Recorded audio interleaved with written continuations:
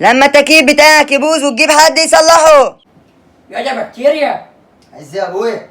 شغال التكييف ده عشان انا حران سقعان. يا عم سيبني بقى يا عم. يا تخلص يا. يا عم انت لازم من كل شويه تكييف وفي الاخر ما بتقدرش تدفع الفاتوره. يا ابن الكلب انت.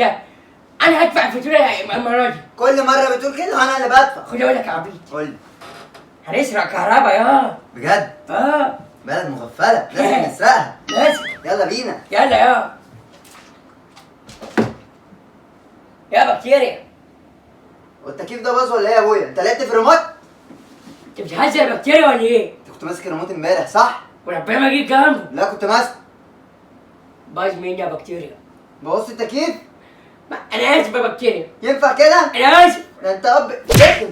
يا اب ابن رخم. الكلب يا بكتيريا. اعمل ايه دلوقتي طيب؟ اقول لك. انا سقعان اعمل ايه؟ سقعان. اه خد الواد صاحبك اسمه ايه؟ حماسه؟ اه. ماشي.